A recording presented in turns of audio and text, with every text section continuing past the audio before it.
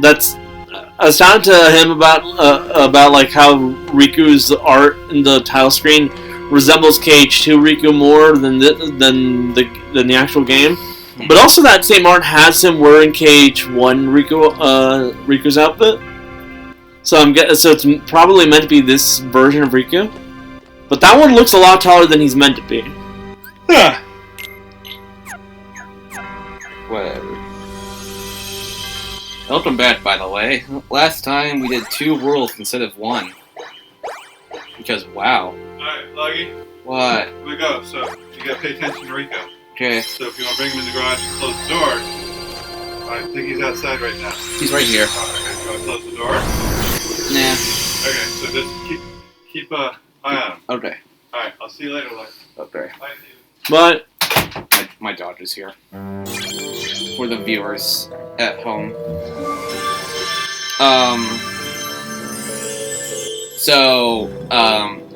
It's been a week.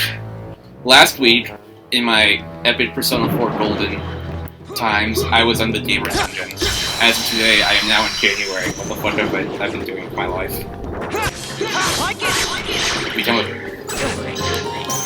a loser. Please help.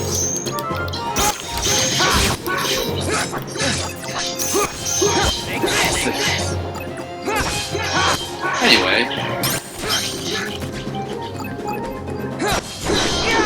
This game. Yeah. I don't know what else to say now. What have you been up to in the last week? Playing more Persona 4. I'm now in January instead of the Gamer Dungeon last week. Please help. Oh, yeah. I played a little too much. You're in January. Do remember to like get the I have gotten everyone's third tier Persona.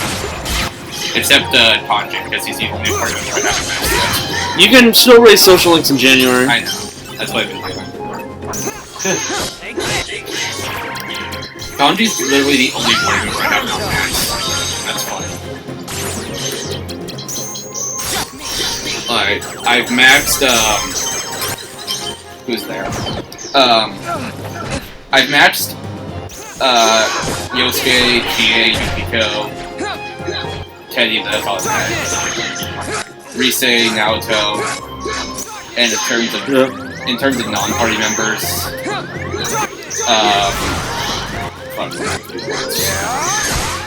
Sports Club losers, Mihara. I definitely butchered that. That's good. Oh my god. You have to die right there. Margaret, Marie. If you've gotten this many, it's probably just easier to list the people who you don't have maxed. There's like, I'm close to maxing Dojima and Nanako and Sayoko the nurse. I'm close to maxing Kanji. And Damn it, I wanted to heal. And there's like 2 or 3 that hasn't even started at all, and I'm like, it's too late to do it now. Yeah. You'll probably see those like social links as I use the guide. Maybe.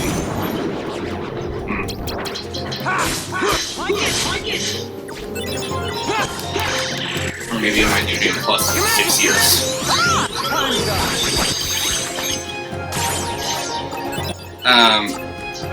Yeah. But,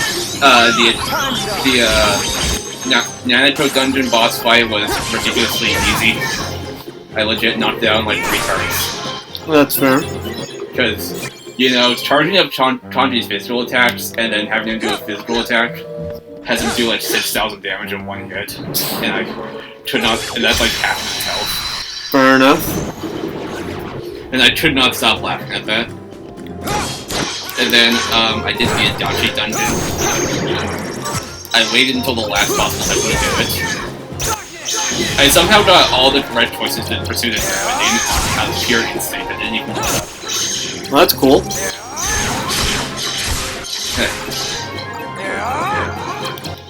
I just had to, because like, in easy terms, you just have to look at, which one of these dialogue options is not like the others. it helps that at least one of them is basically just calm the hell down. And then I pulled out my fear. I don't even know fear. I beat the Adachi dungeon, and then I faced the giant eye thing. And get this, I knocked it out in like 5 turns. Because Kanji is ridiculously good. Kanji breaks the game, I will tell you. As long as you're not finding something like one of those, like... I'd say slime does it, but I'm trying to remember which specific enemy is like that reflects physical. All of them.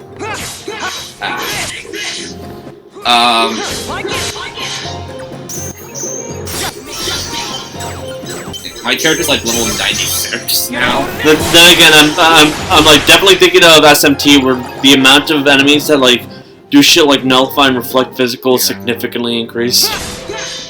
I have higher. I'm like level 96 now.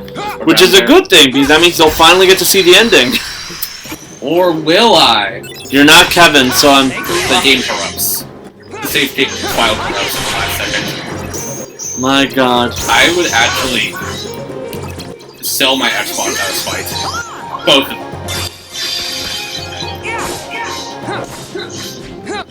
I doubt it though, it's saved to a cloud.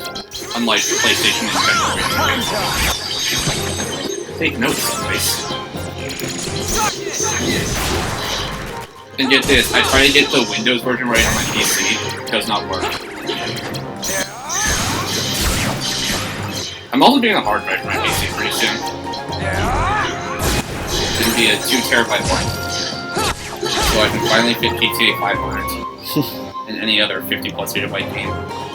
Like that's the type I have. I have a 2 terabyte. I can finally fuck around with XCOM 2 mods. I can't wait for the sheer hilarity of that.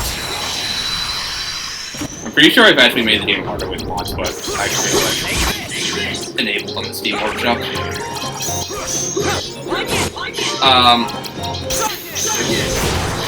And oh yeah, I romance now. Nice. And they said it would be too hard. I also maxed out every solo stat. I think the weird part of like the fandom when it comes to Naruto is outside of like the stuff that I brought up before about like how they treat her gender and stuff like that. Yeah, I was reading some of the dialogue because I was like, this is definitely not aged the best. Yeah, no. To be fair, look at Yosuke's rampant homophobia. Yeah. But like, I was gonna say, the other weird part is how the fandom treats her love life. More specifically, how if they're not pairing her up with the main character, which there are a significant amount of people who still do. They're the type of people who get on the case of everyone if they do pair up Naoto with literally anybody other than Kanji. I see her paired up with Risei kind of frequently. Yeah, no, those are the third types of fans I was thinking of. The other ones I've actually never seen. I have actually seen people legitimately like, but what about Kanji as like an argument for against romancing her while you're playing the game? Yeah, it's not even a fanfiction. Literally in like the game. Well, all I could say is it's my this isn't like I'm gonna have to be honest with you guys. The idea that you don't pursue someone just because a friend might have a crush on them, which yeah, Kanji probably does. Let's be honest here. Is kind of really fucking stupid. Because also, let's be honest here. Naoto's allowed to have a love life. She's not owned by Kanji. And even more importantly, she's owned by Narukami. And even more importantly, just in general, like the fact that Kanji has so many opportunities throughout the story and post the story to even say anything about those feelings, and he never does. Like. I see that argument all the time, and all I can think is, have you seen any of the sequel games? I'm gonna be honest with you. To be fair, He never says it. Like, there's a reason why Dancing All Night Story Mode hints at like whenever it hints at like romance stuff, because like the sequel games never solidify which one he romanced. It kind of just like when it comes to Narukami, it kind of just gives hints to the idea that he could have romanced any of the girls, including Naoto.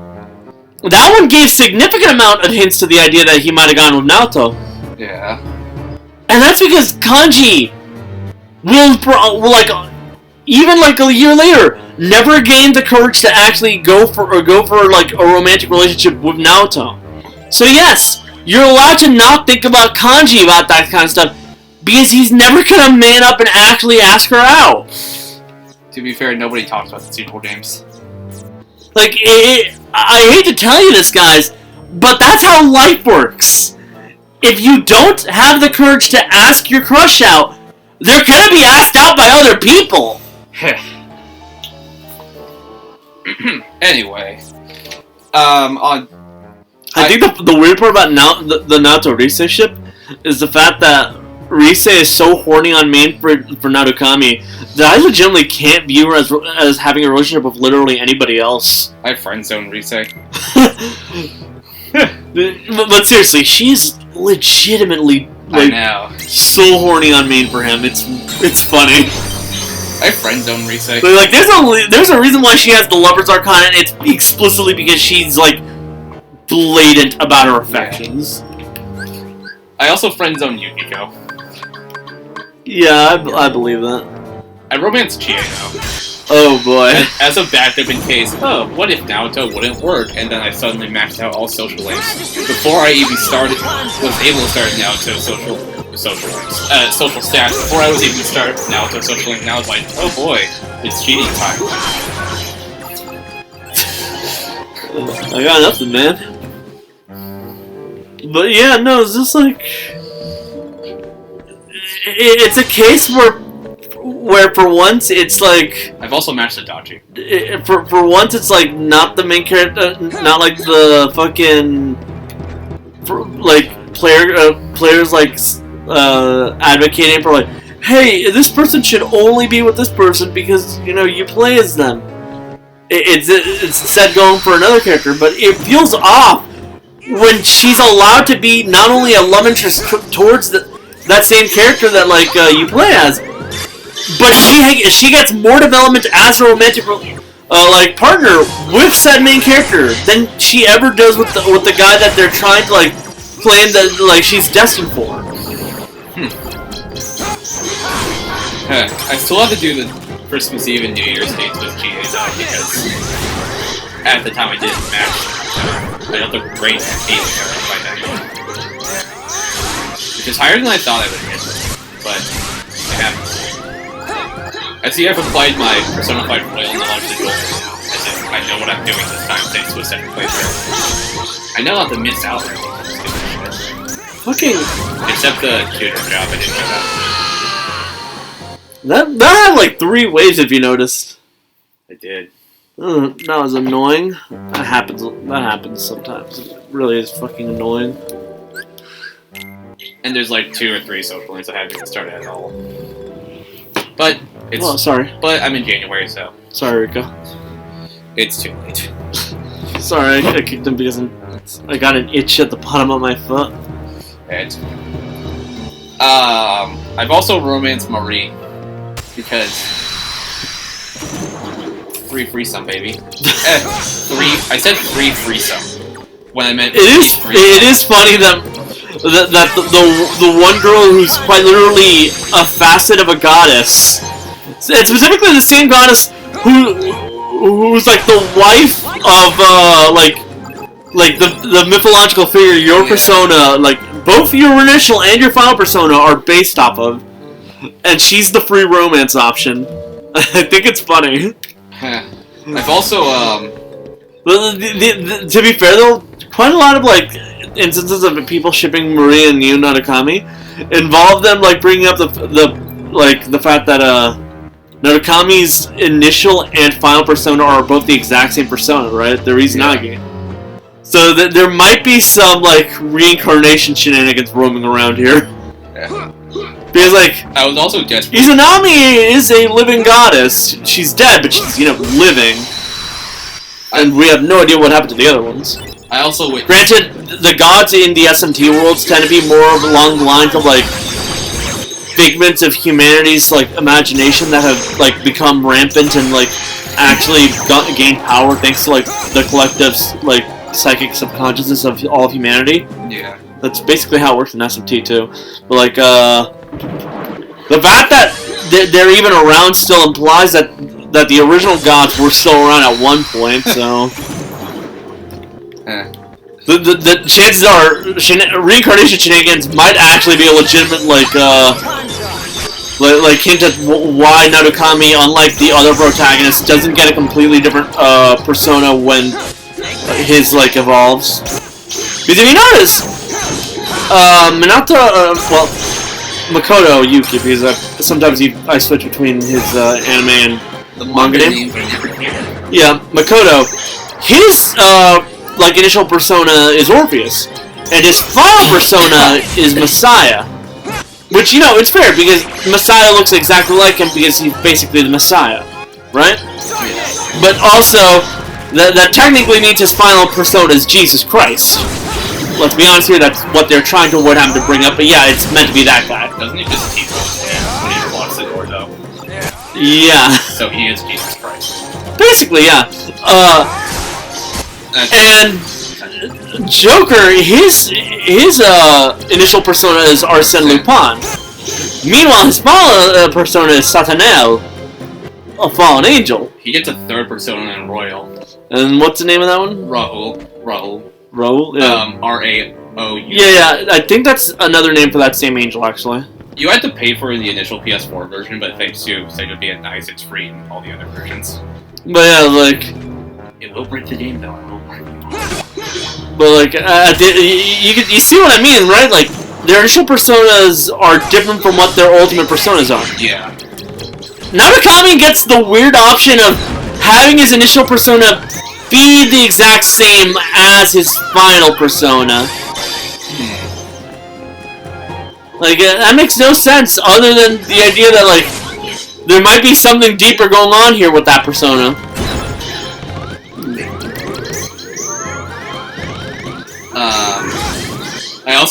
I got to the cutscene where Adachi just suddenly becomes possessed. Like, the reason I say that it actually makes zero sense is because Izanagi shouldn't be his ultimate persona if it wasn't accurate to who he was, right? Yeah.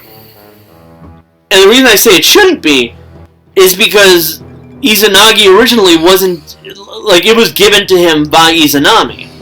Yeah. We know this because Izanagi, like Mugetsu Izanagi, was given to you-know-who by Izanami.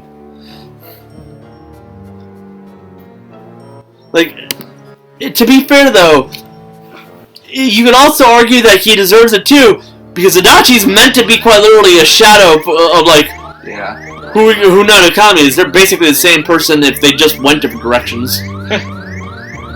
I saw the cutscene where Adachi gets possessed by the giant ship eye thing, and I was missing the urge to laugh. It looks so ridiculous. I know it's meant to be taken seriously, but like, Adachi has been ruined for me thanks to the memes.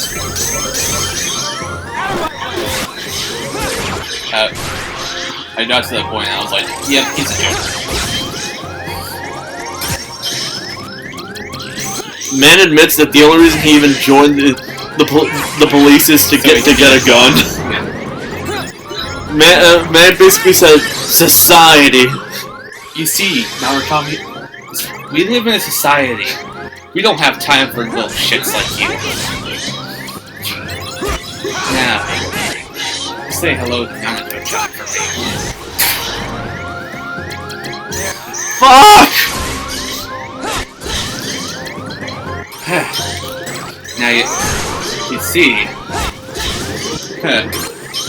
concurrently with this, I'm also, one of my friends is also playing Persona 4 for the first time, thanks to the multi-platform ports being able to reach anywhere, except PS5 players who want a PS5 beta version. People are really pissed at Sega for showing Microsoft favoritism recently.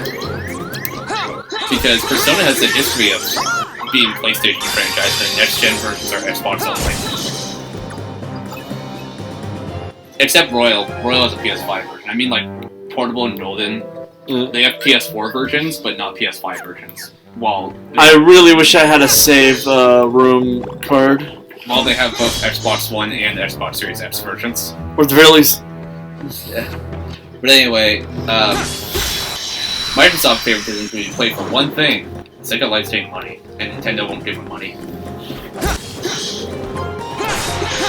That's a joke. Anyway, the Microsoft favoritism exists exclusively for one reason. Game Pass. I was gonna say to fuck with, like, Sony. Even if you look at promotion materials, the PlayStation and Switch versions aren't even acknowledged. It's mainly just Xbox and PC through Game Pass. I mean, yeah, but do you really want to acknowledge the way that the Switch version looks? It looks Switch on of which game? Depends on the game, really. From what I know... But really, it shouldn't matter. They don't need to advertise the Switch version because the Switch version's just going to sell for portability's sake. Yeah. Persona fans will finally play Persona for the first time.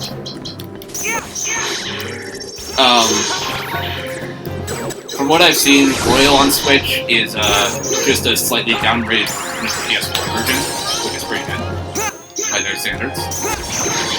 And by slightly downgraded, I mean like just resolution-wise. Yeah.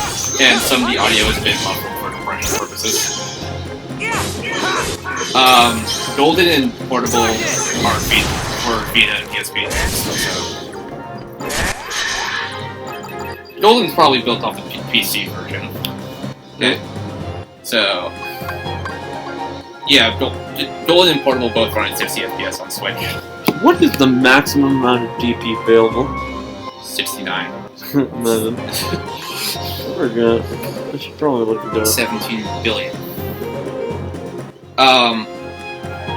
The Xbox One version of Royal is just a straight port of the PS4 version.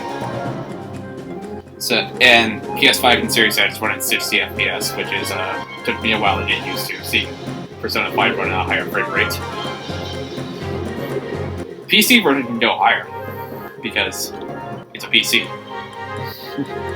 Portable is portable.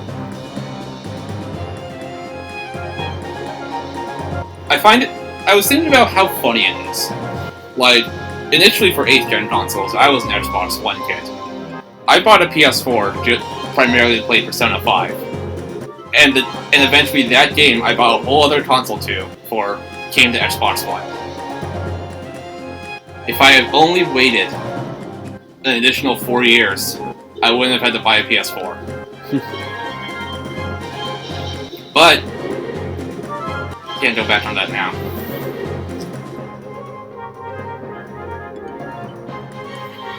Also, since I did buy the PS4, I did have bragging rights as one of the Persona fans who actually played Persona before it jumped on Smash.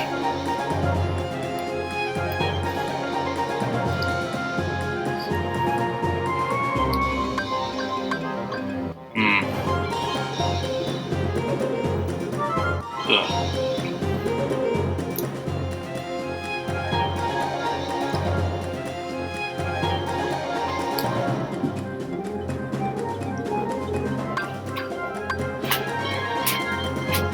Oh, Golden did soft lock for me one time. That was a fun day. I had to like quit the game and reload the save, but thankfully I didn't lose too much progress.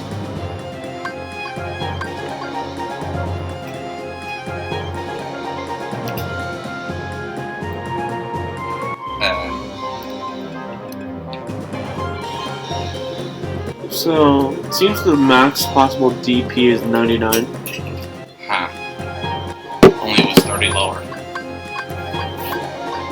Fuck it, I'm increasing my health if I need it. Yes, you do. As I was saying, a friend of mine's been playing Persona 4, and because the student has become the master, they're turning to me for Persona 4 advice. And as you know, I am the Persona expert of California. As someone who's only played 4 and 5, does not like 3. Probably won't play 1 and 2 until I find an easier way of doing so. Well, I don't know about 1. And they were like, and I was like, okay, here's the right choices to go for 12 for the true ending. And then I went to sleep, and when I woke up, my friend was like, hey, I got the bad ending, what do I do? Just reload a save file. I did. And I was like, did you make a backup save? Like, yeah, I only did the bad ending because I wanted to see what it was. And he also did the accomplice ending to see what that was like. It was funny. In his words. You burned evidence. You know that's a crime, right? That it is.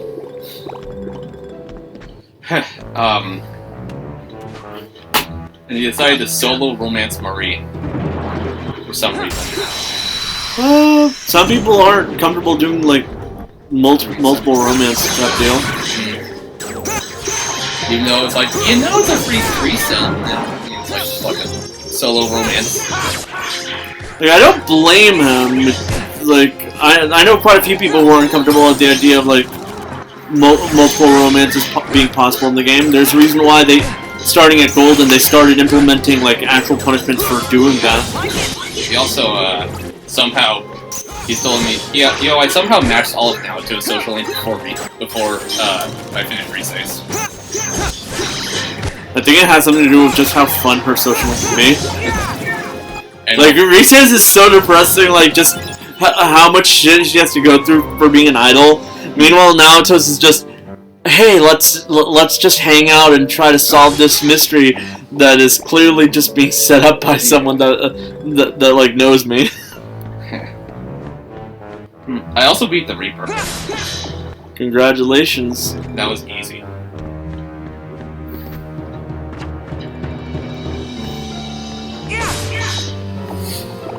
So, in terms of achievements, I have 37 out of 49, which is far higher than my PS Vita account, where I had 21. Yeah, I'm just gonna have to delete some map cards because I'm clearly not getting anything I want. Yeah. Huh. Okay, let's get rid of you. After I finish Persona 4, Actually, no, you give decent. Let's get rid of some of you. After I finish Persona 4, I'm going to move to Antarctica and throw myself into the water. That's a joke. I'm probably going to jump into the arena games and do those. Because I still haven't played the story modes of that. And I do have them on PlayStation 5, 4, whatever, but, you know, fuck Sony. So I'm going to boot up my old Xbox 360 and play them on there. Because yes.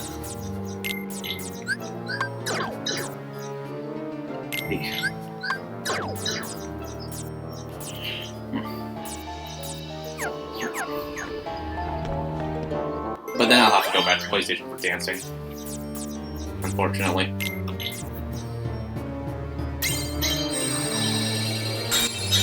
Suppose not. If I don't like it, I'll just go back and do the roulette like I was originally planning on. Moving on.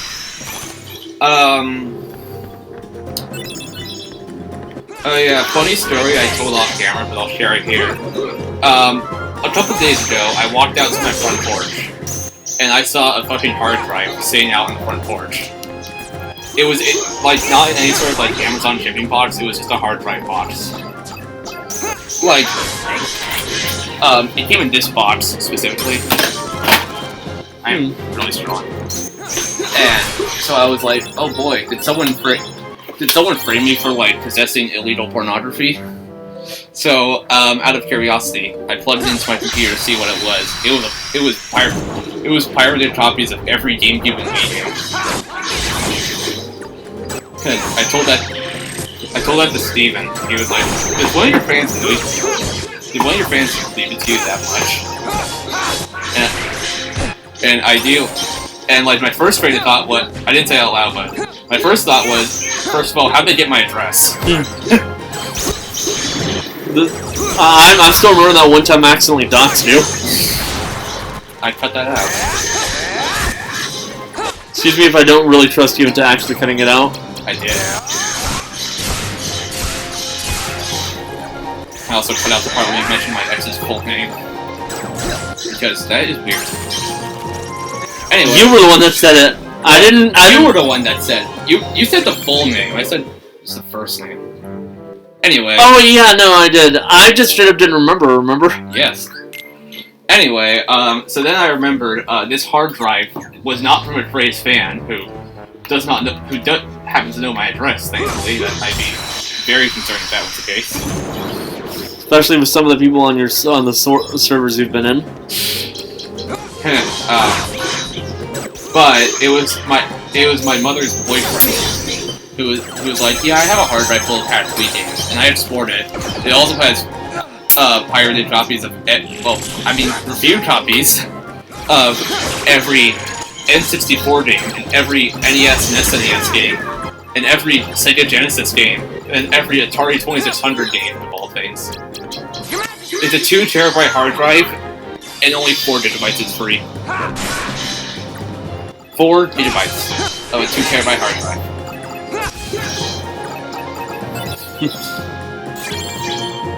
It didn't work on my Wii or Wii U because it was formatted incorrectly. Like, they had to be FAT32.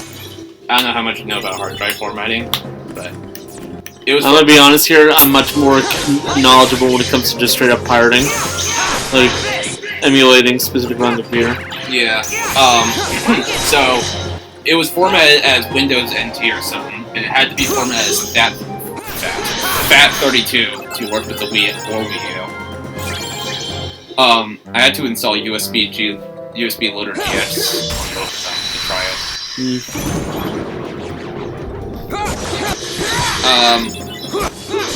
And now that I have my Wii out, I might as well just use this like a mini GameCube or like backup Wii and just hijack that with reconnect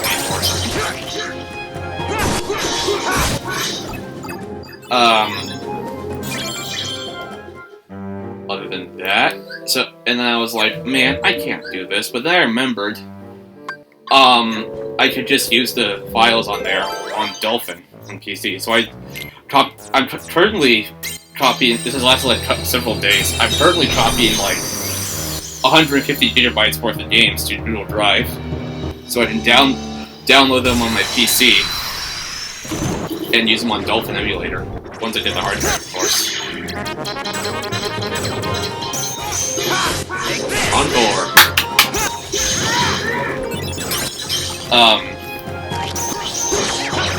Yeah. So if you hear any, like, computer clicking sounds, that's just me checking on the progress. It's been going on since Friday. And yes, you can use computer modes with a PC through Bluetooth.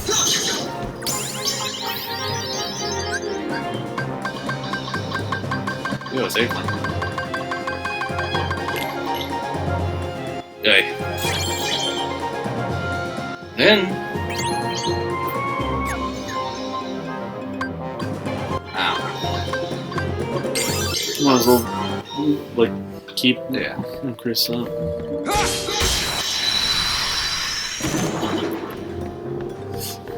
No, every time I see something that's addressed to me and I didn't order it, I'm like, okay, which one of you found out my address?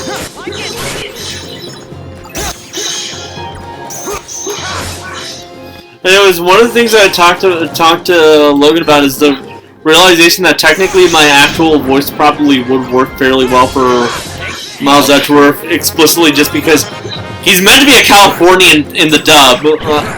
Like, I have no idea why everyone, including me, assumes that he should have an accent. When realistically, he's lived almost his entire life in California. And unlike the anime, there's no actual indication that Miles Edgeworth spent any more time outside of the country with Von Karma outside of his time, like, training to be a prosecutor. Like, presumably he had family other than his father. Presumably. Like, the anime, like, obviously leans on the fan interpretation from even back then that, like, Von Karma basically adopted Miles Edgeworth, but there's really no proof to that in the games. Yeah. Going on to other news, I recently rewatched Indiana Jones and the Temple of Doom because local theater was showing it. Oh, yes. I have no idea how I was allowed to watch that as a kid, but I enjoyed it. Except for the part where they lived in 8 people. Someone who has watched Ben 10 since a kid, the idea of seeing people just eat random weird shit is not exactly uncommon as you think. This movie is one of the reasons the PG-13 rating exists. Yeah. And this Wednesday I'm going to watch The Last Crusade at the same theater. Every Wednesday a classic movie is shown. I'm not gonna lie, I'm mostly just trying to get as many saves as I can. Every Wednesday a classic movie is shown for I'm not happy with the fact that I entered this world of 0 saves. Every Wednesday a classic movie is shown for $5 a ticket. I watch Ancient Revolutions like that. It is terrible. I wanted to watch that one, but I stepped through it. No, at least you finished the trilogy, I guess. I did. And I've also seen the 4th one, Resurrections. It's better than Revolutions, I'll say that. That said, it is still mid. At best. First one will always be the best one. Second one's fine. Need water. I guess I could talk to you, to everyone about like the movies that I watched. Yeah. Since the movies I watched have been around for a while. Mario. So yes, the second movie I watched over the course of the week was Mario. As you should. But I should start with the first one I watched because like the context for me watching it. So on Wednesday, I went to the theater I work at to watch the movies. Wow, I was at the theater that day. Funnily enough, right as I walked out of my home, thanks to the fact that they've been working around basically on my home because the plumbing needs to be fixed. The piping is like fuck thanks to the trees in my back. And well, I wouldn't say backyard. It's technically just the yard. Yeah. And that had led to them having to get rid of parts of the walkway that originally you walk on, right? Mm-hmm. And I tripped because of it, and I scraped up both my knees and my shin, and also just kind of generally hurt my for some reason I've been feeling pain the next day over on the right side of my stomach and my left shoulder. And after about 20 minutes of just dealing with that pain, I then basically had to walk to the bus because my dad had still refused to give me a ride. And that led to me, because I'm not wanting to have to wait for an even later bus, which was the smart thing, because I'm gonna be honest here, if I waited any further, I wouldn't have been able to make the movie I watched first. So I just ran across the street because there was construction in the way. You notice how I mentioned that I ran across the street immediately after getting injured? Yeah, you can easily see how that led to me not getting fully healed days later. But yeah, I just had to wait until there was a basically just a time I could stop. Basically, I had to wait until the cars stopped, right? Yeah. I get to the bus, I get to the movie theater in time, and the first movie I watched is an anime film named Suzume. I've heard of that. Because I talked about it on the ride. Not very, Well, I've heard it beforehand. I've heard of things, but not sure if I wanted to watch it. So, it is a very beautiful film. I'll say this much. to go into some mild spoilery talk, which shouldn't even be spoilers since the movie came out in 2022, like in Japan, so anime fans technically already had the opportunity to like watch it. I just watched it subtitled in theater because I could. Yeah. Say that because originally the release was for the English dub, but like they were mostly playing the subtitled version at my theater. Yeah, whenever an anime movie comes to theaters, and it's not like an event show, it's just a general release, and they have sub and dub options, sub takes up more showtime than dub. Presumably because they realized that the dub is usually kinda not great. My manager Marco said that, like, and I talked about it because he basically mentioned how he first watched it in dub and he didn't really find it like all that engrossing. Then he watched it in sub with his girlfriend, and like that's when the movie actually hit with him. Well, I mean, I watch My Neighbor Totoro in dub as opposed to sub with the other films I watch, and I still enjoyed it a lot. Thing is, I'm a lot more used to like actually watching in sub. So like, unlike a lot of people who like, I don't want to have to read. I'm used to reading. So I'm like very quick at reading the subtitles and then immediately looking at the stuff to see what's going on. So I don't really miss anything reading. Yeah. Though this year when I rewatch those Ghibli films, I'm gonna do the dub just to see how different it is. Anyways, getting back to that. That entire like movie basically revolves. I'm actually going to like movie talk now. Revolves around like two major like things. Let's go with the supernatural element first. So Suzume is a teenage girl who manages to see like this very handsome man who asks to like where the nearest like ruins are, and she like tells him it's over there by the mountain.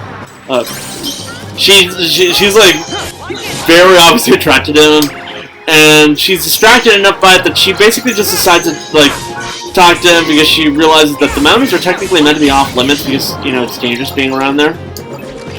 Yeah. And when she like tries finding him in the ruins after leaving her school, she basically finds this weird door that's just standing up, and she opens it, and she's able to see this like other world behind the door, and like she tries going through it, she can't. She then finds this like strange statue. She picks it up, and it shifts into an animal and runs away. Yeah. After getting thoroughly freaked out about that, she just kind of goes back to what she was doing, like at her school. While she's at her school, she sees that like there's this weird ass like smoke coming out from the mountain. And then she realizes that it's not smoke because it looks.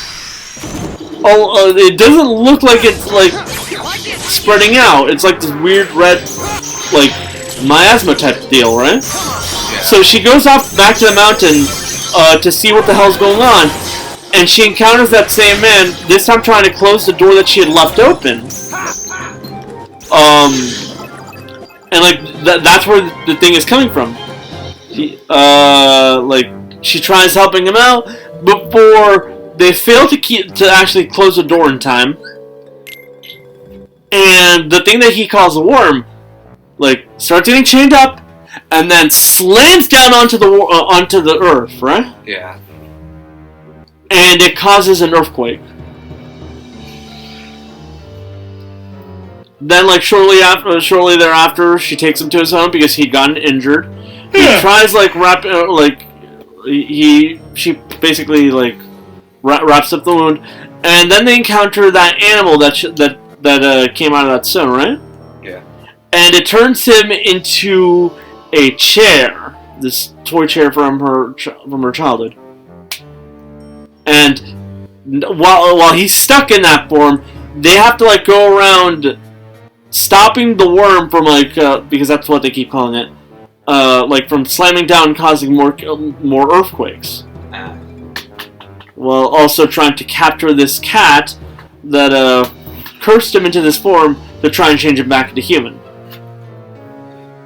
Now, going back to the other major storyline in that movie, it's the fact that she keeps getting these flashbacks to that same world, seemingly from her childhood, where she thinks that's the last place she saw her mom, but also that her mom is dead and the only person that's taking care of her is her aunt. Funnily enough, we know from the timeline that what basically killed her mom was those 2011 earthquakes. Yeah. You know, the ones that caused the tsunami and all that. And that's one of the major forms of drama in the movie.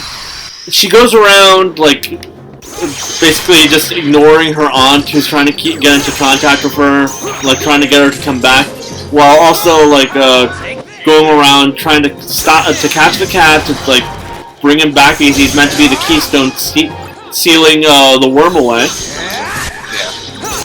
While also trying to get Soda out of that form, Soda being the male she encountered.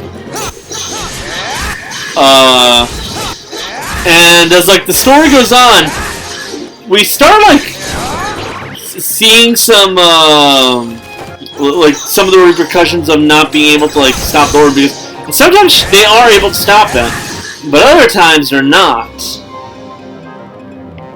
More importantly, we eventually get to the point where they get to Tokyo, because they've been traveling around Japan stopping this thing, right? Yeah. And there's no way to actually stop the worm by closing the door this time around. They have to actually stop it using a keystone. So they find the cat, and basically the cat reveals to them, yeah, I'm not going back to being the keystone. In fact, you have a new keystone. And it's Soda. The cat basically doomed Soda to being a keystone for all eternity, keeping the gods from fucking things up for humanity. Throughout the movie, she definitely gains more and more infatuation with him, and you're forced to basically use him to stop the destruction of Tokyo, and according to the cat, the world, because it would have caused this really huge earthquake. Yeah. Which, to be fair, that's actually a legitimate thing. Depending on where an earthquake happens, if a really big earthquake happens, it can set off a volcano, and that volcano could lead to a chain reaction and shit. Yeah. And the story after that involves her finally reuniting with her aunt, and her determination to try and rescue Soda from his fate, even if it might cost her her own life. Yeah. And this is where the drama starts hitting an impasse. After getting a ride from Soda's friend, because he's a teacher in training, and yes, this is meant to be a romance between a college student and a high schooler. But at the same time, she is 16, and the age of consent is weird in Japan and the rest of the world. Yeah. But they also the only kisses ever shown in this movie are when he's in his chair form, so I can't really say shit. Yeah. And even after the movie, the movie ends, and he's rescued, they kind of just imply that they're in love, but never really do anything with it. So yeah, I'm guessing it's a waiting game type of deal. Fun. Yeah, weird, but you just kind of have to let it go. Just let it go, from the hit movie Frozen? No, social standards are just different everywhere. Also, she does deserve happiness in her life for the shit she had to deal with, let's be honest here. Including the fact that, they eventually encountered the other Keystone, who basically got released during the scuffle in Tokyo. And that Keystone, ends up at one point possessing her aunt and forcing the main character's aunt to reveal her darkest fact about, feelings about towards her niece. Yeah. Including the fact that, earlier at a flashback, we had seen her, her aunt basically state that, that her niece would call her mom. And that, that's one of the things that, kept her, basically like staying with her aunt. Yeah. Before it's like we have this entire scene where her aunt's like, I don't remember ever saying that, and like how she really regrets taking her in because of the fact that like she can never find a relationship because no one wants to be in a relationship with a woman who's like who basically has a child and shit like that. Yeah. And like it's eventually revealed that yes, in that same scene that like yeah, she's being possessed to say this, but like it's really fucked, especially because like they were just having an argument at that same time. Yeah. Like she does eventually like reveal that yes, she has felt those emotions, but it's not the only thing she's ever felt towards her niece, and like to reconcile. And eventually they save the day, but like the cats are like basically forced to being the Keystones again. But like it gets really emotional during that stuff, and also like the scene where she has to rescue Soda, like who like as the course of the film goes, it becomes more obvious that he's basically falling into death. Yeah. And she only just manages to rescue him.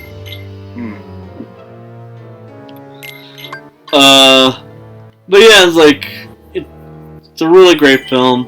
Maybe, directed by the same guy who did Your Name, by the way. I've never watched that either. Yeah. I heard they're making like a live action remake of that. I'm not shocked. With J.J. Abrams involved or something. I'm not shocked. You know, some things really don't need a remake. Yeah. Like, they're already doing a live-action Moana for some reason. Presumably The Rock's bruised ego at the failure of Black Adam. Probably. But, like, that was a great and emotional film. I ended up crying throughout basically the last third, like, yeah, but about the last third. Like, definitely the most emotional I've been in a movie theater in a long time. So, after that emotional roller coaster, I immediately, and I do say, no, I'm gonna be honest here, Suzume was definitely the better movie. Mostly because, yeah, I actually do enjoy character like moments and stuff like that. I'm an anime fan, I'm used to that stuff. But like, I'm saying this like structurally because yes, it's paced better, it has a better story, its characters are more fleshed out, its animation is significantly better. Sorry, I prefer 2D stuff.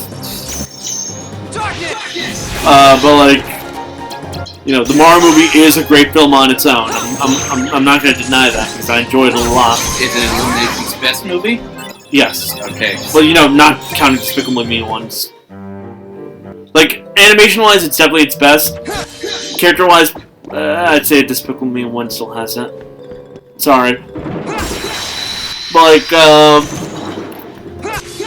look, they tried giving emotional moments. The movie needed, like, 10 to 20 more minutes, let's be honest here. Yeah. But, oh well. We got what we got. Yeah. The thing is, like, when I say immediately, I mean, my movie ended at around 5, right? Yeah. The showing of Mario was meant to start at 5. I watched the Mario movie with Kevin, actually. And we had a lot of fun, just, like, seeing all the references. Kevin had already watched it by then. Like, seeing all the references, and... I noticed every reference. Yeah, it's like, and there's the fact that, like, we even got, like, a fucking meat lover speaks up for the show.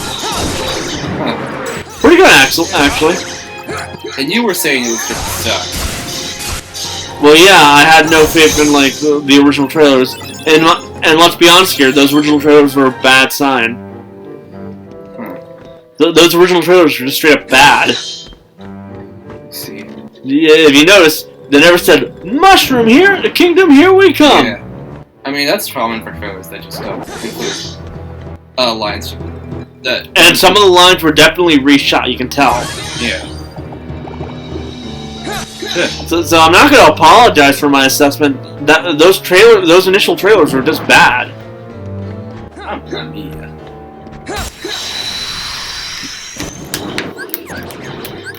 But hey, we finally have Chris Pratt Mario unleashed onto the world. I know some people are saying, like, we know we could do it, we see it in the fucking movie, why not just have the entire movie sound like that? When it came to the Mario voice. Yeah. Well. It's not what they want to do.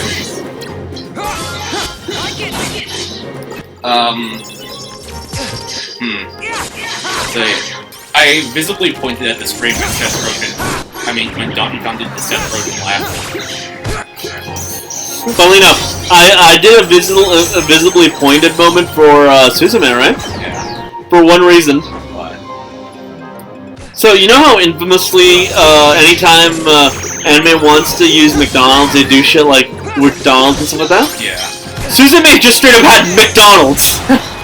So I was like, McDonald's, what?!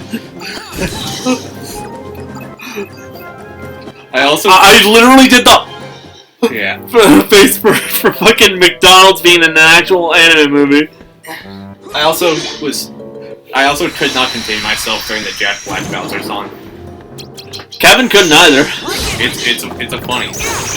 And then my sister was having it even worse. She was like about to fall off her seat.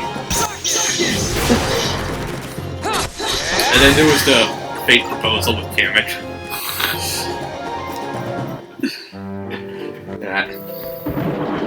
I was about to throw up from laughter.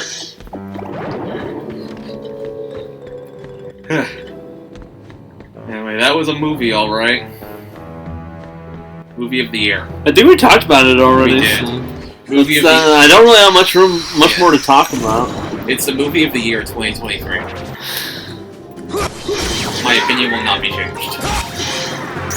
In my opinion, canon will be changed because honestly, Suzume is probably one of my top 3 movies already. This is coming from someone whose favorite movie of 2022 is the Bob's Burgers movie. So yeah, I don't have that high of standard. My opinion is up to change because there's still fucking 8 more months in the year. I'm not about to cement everything yet. I mean, Bob Burger came out in May. Yeah.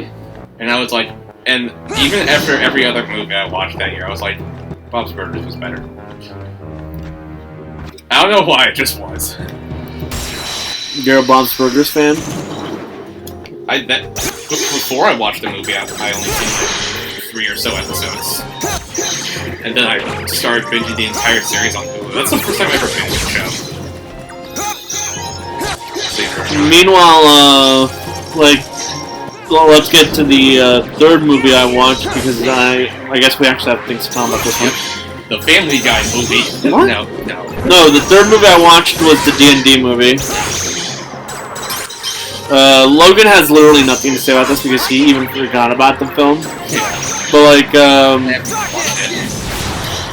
I did watch it, and I had a lot of fun as someone who's played D&D. It's like you can definitely tell when they're when it's meant to be stuff like, oh, they rolled a nat 1 and shit. Yeah. Or how just in general,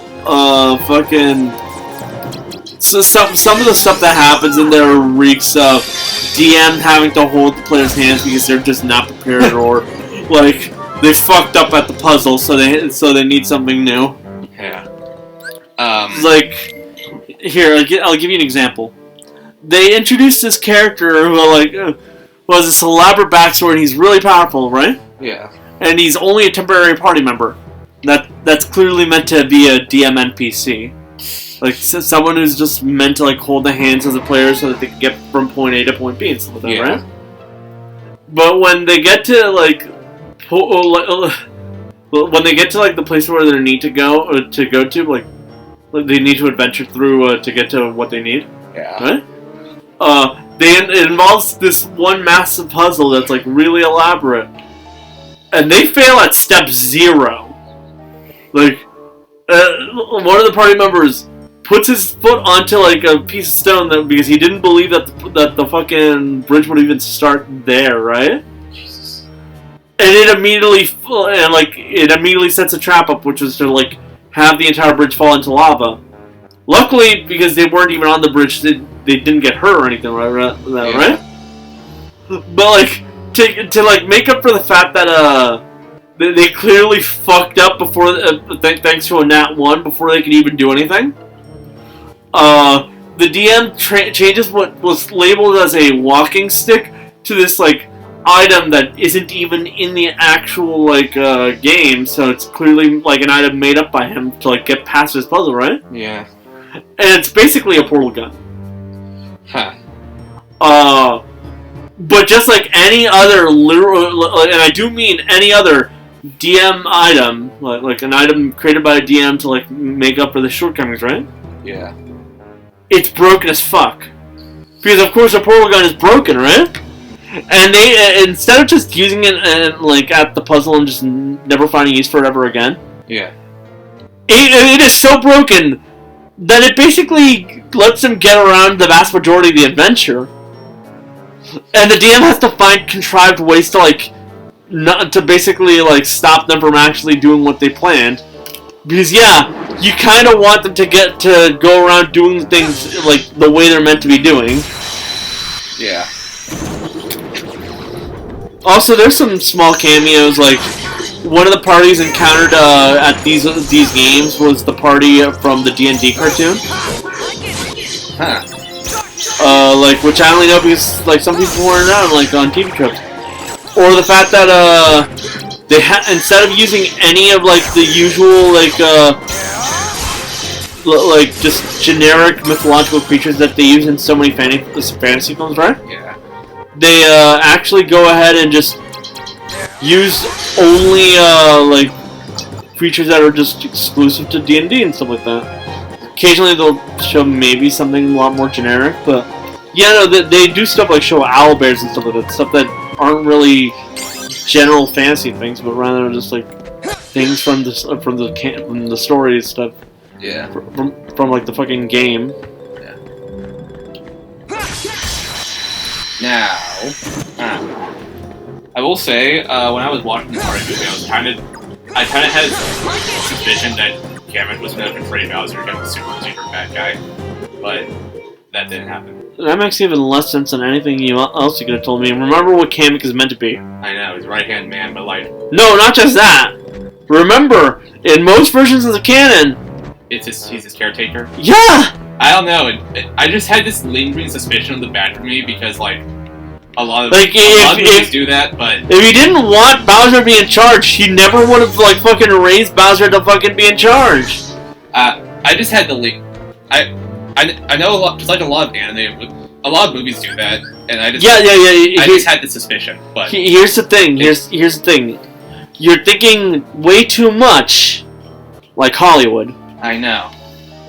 By that I mean Hollywood has had this huge obsession with subverting expectations that's gone real fucking annoying. Which is why so many critics were so, and I do mean this, like there were a lot of critics who viewed this film negatively because they played everything straight. There was only one expectation of mine that was subverted, and that was Luigi's screen time. Seriously, he got like 2 seconds of screen time, and Charlie Day's like 3rd top billing. Anyway, where's the Luigi Mansion movie? I remember a concern I had, like, around the time that the movie was starting to get traction was like, are the background characters going to look like actual Mario characters or typical Illumination characters? I think the weird part is that, like, the answer. Some people claim that they look like typical Illumination characters, and some people said that they actually like fit well in Mario's art style. But all I could say is Mario's art style has always been cartoony as fuck, so of course cartoony characters look like the Mario art style. Are you guys fucking dumbasses? I mean, yeah, Illumination is a lot of flack for being Illumination. But like, I can believe that the way that, like, automatically, you're kind of meant to just view the art, the like non-video game characters. Like the non-game characters were definitely stereotypical Illumination characters. Especially the dog, especially looks like something out of Secret Life. Yeah, that's accurate. But you also have to take into consideration that the Mario characters are also kind of done that way because an art style is a fucking art style. Yeah. At least they actually tried to make Look at literally every single Mario character in that movie. None of them look exactly one-to-one to the video game counterparts. At least they actually tried to replicate the Mario art style. And you could tell this was actually an Illumination project they were passionate about. I did like that Mario's dad was voiced by Charles Martinet. Yeah. And also that one stereotypical Italian sounding guy at the beginning. Yep. And also some Toad to tell some guy to blow on the cartridge. Doesn't work, just blow on it. I think that little scene actually kind of helps with the implication that these pipes have kind of been around for a while, and quite a few of them are connected to the Earth. I was also very disappointed of the lack of Hotel Mario references. So it's 0 out of 10 now. Literally no one, and I do mean no one at Nintendo, will ever reference Hotel Mario. I know, that's a joke.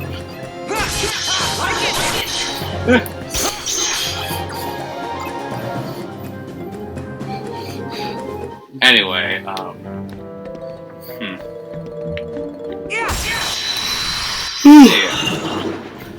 Nintendo has also come out and said they do before the Mario movie came out, they said, maybe if this movie's successful, we might make more movies. And now they've come out and said, yeah, we're gonna do that. Have you seen those box office numbers? Nearly 900 million now at the time of recording. And it hasn't even gone to Japan yet. Yeah, and it's crossing $1 billion is going to be inevitable at this point, even though everyone's calling it months before it came out. Because no, you have no idea the amount of people who believe that this movie was going to fail. Period. Yeah. I mean, well, I wasn't so sure about reception-wise, but I mean, I knew it was going to succeed at the box office because, one, you had faith in Mario. Well, not that. One, Mario's the most recognizable game character ever. Two, it's an Illumination movie. Illumination movies made money.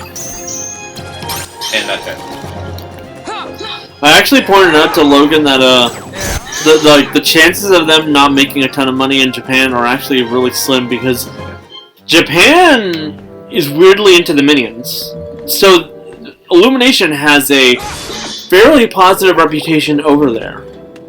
Yeah, and I also had the epiphany that this is the first Illumination movie I've watched when it came out since Despicable Me 3 in 2017. And I thought that movie was okay. I watched Despicable Me 3 in HD auditorium. I did like the villain though. That was like the one good part of it. He carried the entire movie. You're talking about the guy who was voiced by one of the software creators? Yeah, he carried the entire movie. I always find it funny that his reasoning for being in the film is just, so my kids I needed the money. So my kids can watch it. Yeah. Also, why not? It's funny. Like, he's got on record the other reason is just straight up he needed money. Presumably because it was around the time that they were trying to, like, raise up money for the whole Casa Bonita thing. Also, it is really funny that, of all people, he's in the movie. Ironically, it came out exactly, what's that? Exactly 18 years after South Park Bear Water and Uncut hit the big screens. Both came out on June 30th. I don't know why that's listed as new.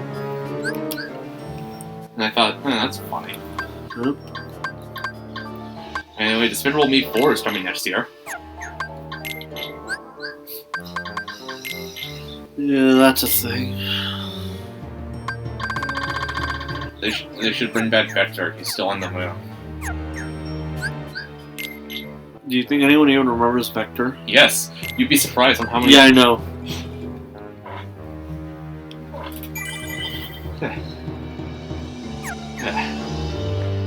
So, I missed out on Illumination's The Grinch, which, from what I've heard, is okay.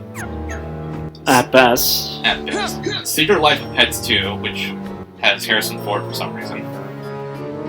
I've heard that is okay, at best.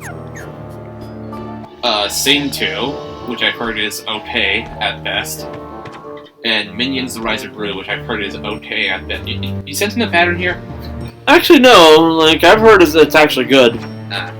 That one I've heard people actually give, like, good feedback on. I don't know. I guess Despicable Me 3 so much of a bad taste in my mouth that I just tried to bail on animation. That's a fair assessment.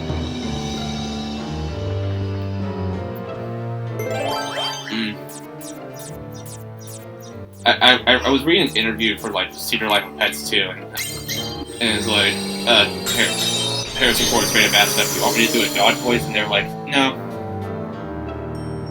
Just be yourself. Dude, be yourself. I'm like, okay. There's also their new movie from now called Migration. It's about ducks. I saw that and it didn't look good. Yeah. It just looked boring.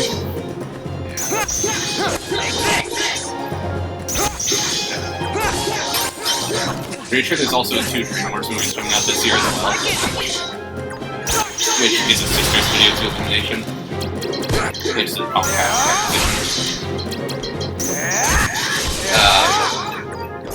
Anyway, in terms of other movies I did not go to the theater to watch, I have rewatched Star Wars: The Empire Strikes Back. What was that? Yeah, it's the best Star Wars movie. There's no contest.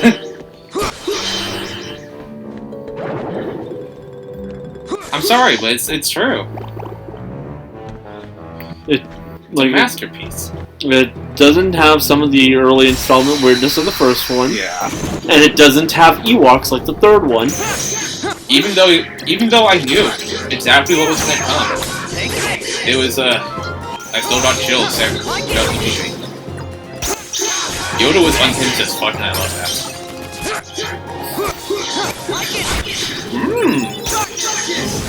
The ketamine.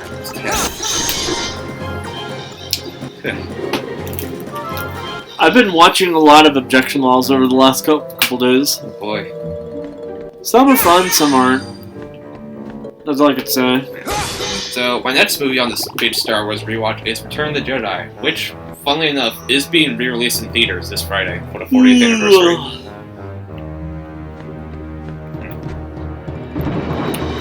So,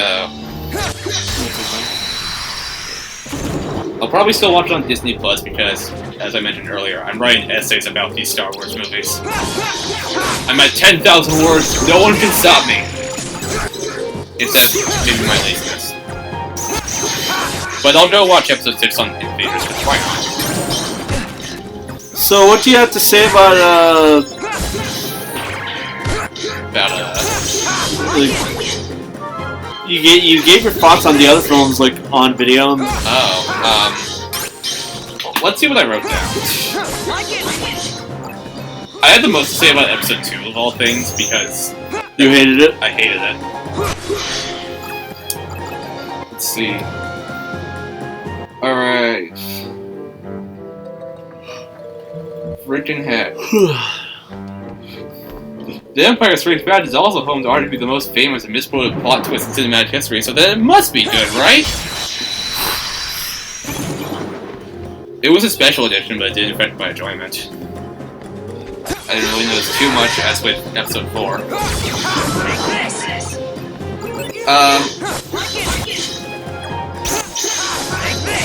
I like the Battle of Hoth sequence. The soundtrack that plays behind it is one of my favorites, and seeing an AT-AT get tipped over by just tying the cable around it is just really, really amusing on its own.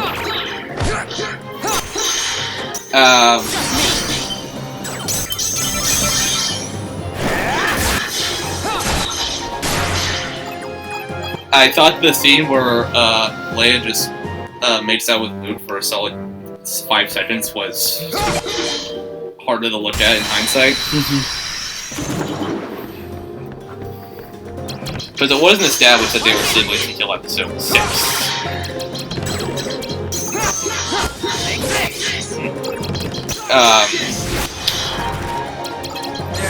The one special edition change that I actually did notice, and I don't mind, is the redone Emperor scene.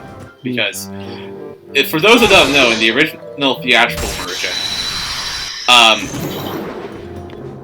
the Emperor was played by some random person, and then dubbed over by some random other person, and it looks hideous. Well, I mean, he is hideous, but... Get what I mean? But... Here they did it to the actor that does it in every other movie. Yeah, because consistency, and also just fits better. That's my opinion. And then there was a lightsaber fight between Luke and Vader. It was better than the Episode 4 lightsaber fight, which was just like.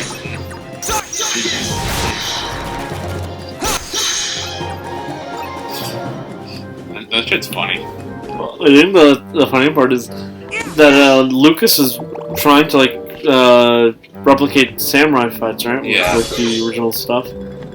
But you can definitely tell that the fact that there was no actual blade really hindered the whole sword fighting aspect of lightsabers. Yeah. Episode 5, definitely the lightsaber fight choreography was a lot better than 4, and I did notice it was very different from the prequel ones.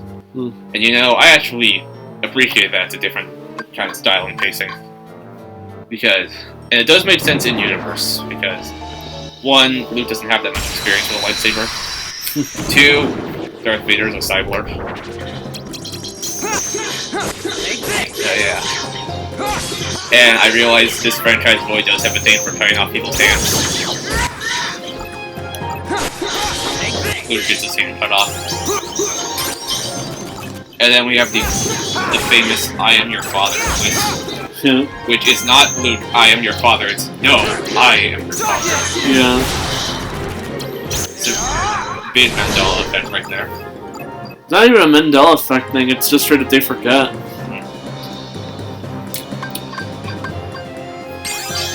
You'd think Vader would learn he's not going to follow the Force at this point. I mean, you'd think the Emperor would have known, but... Yeah. And then they save him. And then... And then the ending is a very good ending. Leaves you anxious to find out what happens next. And it doesn't have a major part of the story be part of a Fortnite event. Or does now. I was thinking about the Fortnite event of Funny. That broadcast was also in the novelization of episode 9. And the author was like, that idea wasn't for Fortnite, it just happened to be in there. It just happened. But the damage has already been done. Fortnite Funny Moments will live forever.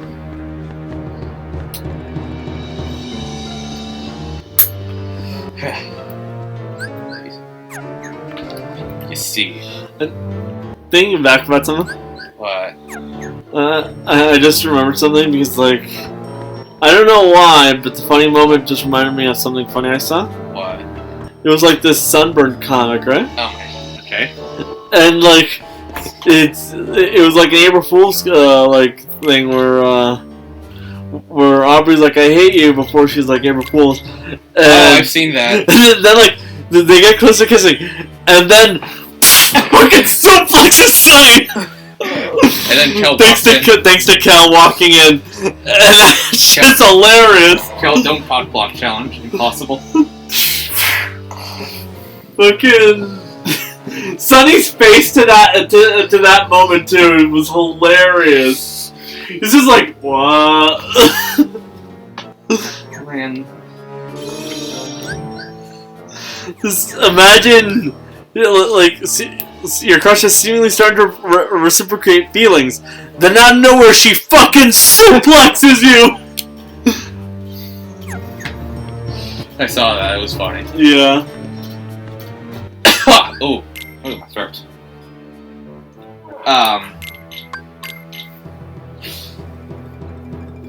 Yeah. Constant resaving. I don't know. I'm weird. Did I save? Better save again to make sure.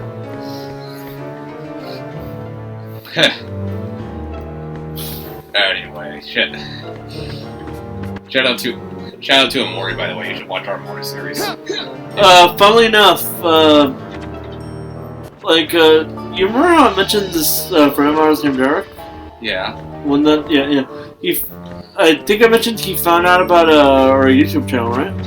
Yeah, I saw I saw we gained a subscriber. We're one away from 69, by the way. Which one? I recognized the username, and it was like Zoinks or something. That's definitely him. Yeah. Yeah, that's his username in just about fucking everything. Yeah, and we're one away. Like you'll see him play with Kevin also. Like, wow. We're one away from 69 subscribers, by the way. Yeah, he brought that up too. But like you mentioned that the Amorio playthrough was the one he was watching right now. Oh boy. What does he think? I don't know. I didn't ask. It's just kind of just like, oh boy. Amori, the game we dropped one game for. That in turn we dropped 2 other games for, just to play. Because Amor. It is kind of hilarious, just like how much we're like Amor. We just kind of like dropped everything for Amori. And we only did this because we are legally obligated to at this point. And by this I mean Kingdom Hearts. Honestly, I'm halfway surprised you never started upon the news section. The news section? Were you talking about the news? Well, I had other things to talk about. Oh well. No, I'm talking about like the fact that we were running out of things to talk about. Yeah. I know. Well, Sega's acquisition of Rovio is now official for about $775 million. It's going to close by the end of September. As someone who like hasn't thought about Angry Birds ever since the incident. No, ever since like 2013. I don't really care. In the press release they said Rovio will be able to use Sega's IPs in their own mobile games. I did see people jumping around. I think you were jumping around it, like Sonic and fucking Angry Birds. That happened before, actually. And there was like, and then Rovio was like, Sega can help us bring Angry Birds to PC and consoles. Sadly, they're not wrong. Again. As you know, this happened. Yeah. The Angry Birds trilogy. I quite literally had to deal with that one day. Yeah, that was under Activision, which is being sold to Microsoft. Oh, Sonic 06 was relisted digitally for some reason on the 360 store.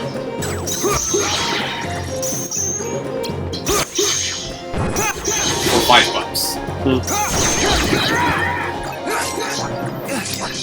I don't know why it's there.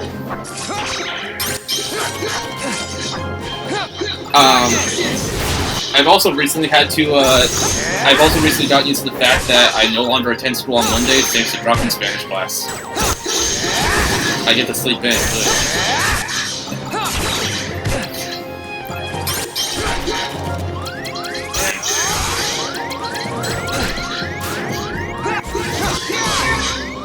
Also, one of my friends started playing Amori for the first time, and I looked at their Steam progress, and they were like playing for 10 hours straight, and I'm like, "Are you okay?"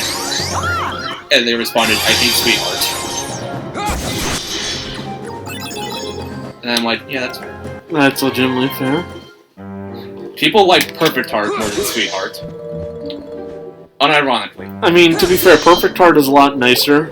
Yeah. And less. It's just Sweetheart, but nice. Which really does show that Sweetheart had basically everything that she probably needed to like be a likable character. She just threw it all away by being such the worst. Which, to be fair, let's be honest here, that was definitely Sunny's subconscious use of that Candy Woman like Miss Candace. Yeah, as like a way to basically just like keep them from ever finding out the truth. Wait, who's Candace? Do not ask her. Kel would ask who Candace was. I mean, he's definitely seen her in the candy shop. Hey, Sonny, what's 9 plus 10? It's 21, you fool. I was reading something, and I saw there was like a scene where... I was halfway tempted to say, do you honestly think that Sonny would understand memes? But then I remember he literally spent like most of his like growing years from 12 to 16, locked up in his room fapping. Not to mention one of the weapons in the game is called the lol sword, and the description is XD with a stat of like 69 or something. Yeah. And I was reading something, and there was like a scene where Kel just randomly messages a group chat with everyone saying like, "Who would win in a fight? A billion lions or every single Pokemon?" I'd say the lion, because a billion is a lot.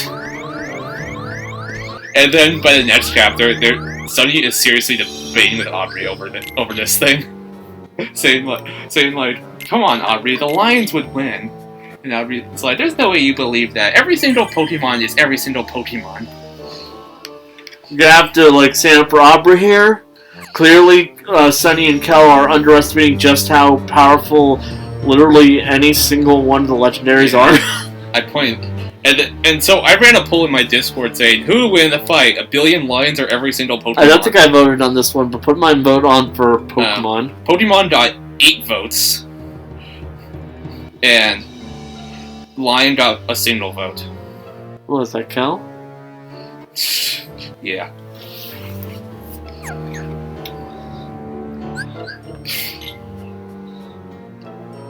Even my sister voted the Pokemon. Oh yeah, my sister's going to Oregon for I think like I recently voted on the whole which is your favorite, and I chose Amori. Like, you chose Amori? Yeah, I ran a bunch of polls on the community tab. I can't see who specifically voted what. As a heads up, I ran a bunch of polls. Like, I just grouped together a bunch of random series out of curiosity, seeing which one do you guys like.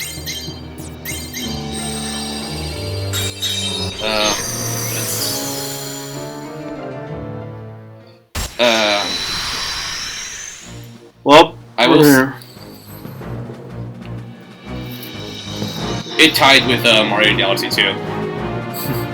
There was 8 votes total. I think the funny part is like Eric finding out about her channel. How? Like, no, I was gonna say the funny part is that when he found out, right? Yeah. He was very happy about like some of the weird ass games that you'd forced us to play. Some.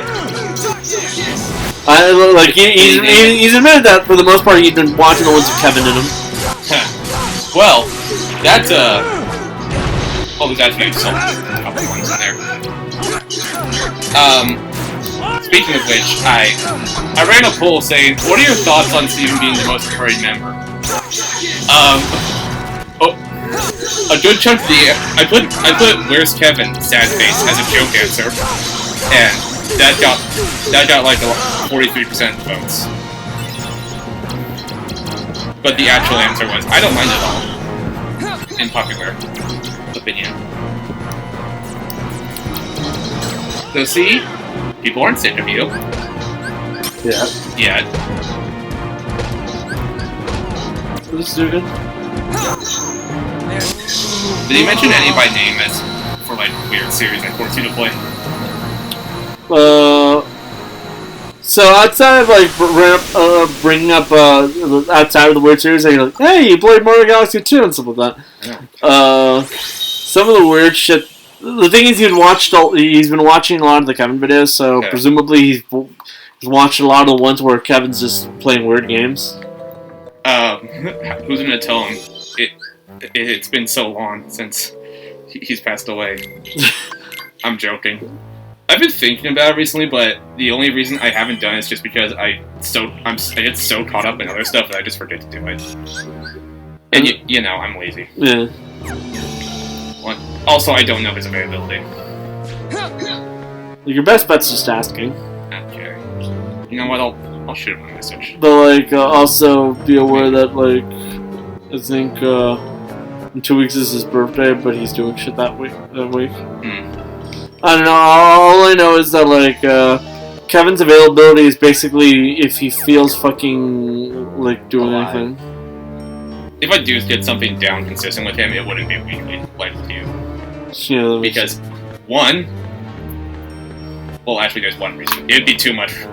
Having two people in the same week would be tiring. You know, outside of like literal. Yeah. Unless it's like, you know, once in a while occasion. I meant like consistently weekly. Yeah. Like at most it would be like once a month. And then Jonathan just shows up. Whatever. Like, take summer 2021 for example. We somehow set up a monthly thing, and then I fell asleep one day and forgot. And those 2-3 play sessions we did count into that. Yes. So. And my mom was like, "Hey, how about you get both Kevin and Steven over?" And I'm like, "You know how difficult that'd be in this current time." Yeah. Because school, jobs, stuff. Best bet would be during the summer, but even then, I'm not 100% sure. Alright. Well, luckily this time there's seemingly no boss fight because we have been going at this one level for. What's happening to Sora? What? Naminé's powers are being used to shuffle his memories as we speak. Marluxia may well succeed in getting his powers. I'm actually surprised it took Eric this long to find the channel. To the organization. But Marluxia and Maxine's actions... It only happened because I brought it up. Like, I saw in the YouTube studio, new subscriber, Zoinks, and I was like, that name sounds familiar. Where did you hear it from? His replica is soon to be completed. There's a comment on your Steam profiles. Oh yeah, I forgot what it was. It was like counting your hours on Crush because I already did it. Isn't it better that how's my piracy going? I mean, and it's gotten like it's like doubled since that comment, like Eric's comment. Okay, where's the? You probably check on your computer right now, like just how many hours I have on Crush. Most of which aren't actually me playing, but rather just running it in the background. That you pointed that out, 68, when that game came to Switch. Right there. Yeah, that's definitely. Date subscribe 420. Was 420 that? Let me check what day that was. Thursday. Yeah, that's definitely the day he found out about it. Yeah. Also, for the April Fool's prank, I just uploaded Black Ops 3 and said, "This is everyone in one video," but in reality, it was just 4 controllers turned on and none of them even moved. Reminds me of Black Ops 4 where we did try playing it all together, Remember? And it never happened. Yeah, the game broke. Still have no idea how that worked. You know, maybe it was just the gods telling us that the game is terrible and shouldn't be played. Yeah. Well, this. Alright, Steamies. Or were you checking my profile thing? Friends. 3,706. At this point, I'm just like letting it run as a fucking meme. I left a comment on your profile as a joke saying, "Aren't you the guy from Uneven Buddies?" I did see that. I wonder what the longest amount of hours on Crush is from anyone, like the most amount of hours anyone has. Let me read the Steam reviews. I want to read the Steam reviews now. Is there a way to like check by most amount of hours? I don't think so, but that'd be funny. Do you happen to have the 18 plus DLC? Yes. Of course you do. Why would I not? Oh like, shit! You can sort by over 100 hours. You can sort reviews by over 100 hours. Now my Wi-Fi needs to not be shit. Most recommended 706 hours. Not recommended. Yeah. 5,880. Yo! My friends still don't believe me when I tell them I leave this game running in the background just to avoid logging into the capped offline bonus. Yo, he does the same thing I do! Amazing game for my simple ADHD brain. 2.1 hours. 10,000 hours! Yo! Fun game. Mio is still best girl. That's the second girl you unlock.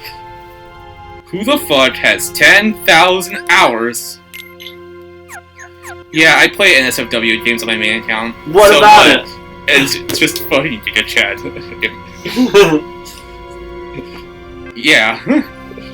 I mean, who the hell would own 2 Steam accounts, to be fair? You'd be surprised. 1 point... Like, I'm gonna have to be honest with you guys. As much as I don't bring it up, I am a bit of a pervert, as shown by, if you'd ever seen, like, what happened to when I fucking modded Fallout 4. But I don't bring it up because, let's be honest here, why would anyone be proud of it? It's kind of gross. It's just... It's basically the equivalent of saying that, yeah, you're a total virgin, congrats. And yeah, I am. I honestly couldn't care. I don't exactly feel shame about it. It is, let's be fucking honest, some people are weirder than me. But like at the same time, like, I'm not gonna like put it out there because who the fuck wants to know? It's my business. I remember I messaged like Kevin's number just to see if it was still the same number. I was like, "Is this Kevin?" And then I got a response, "No, this is Patrick." And I was like, "Okay, good to know." Are you sure? And then he sent me a low quality image of you. I think he had me like, "Hey, like, can you like put a pose or something?" And then I told him an Android user. He is now. His phone got a dead pixel yesterday. Damn. Yo, you wanna die?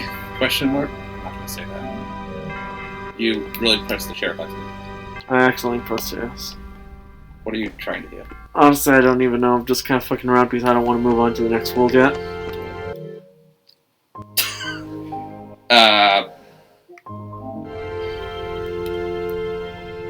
Basically, I'm saying that I am done with this game for the day because it's been an hour and a half, and alright. I honestly don't want to have to like try and do a second world right now. Alright. See ya. Bye.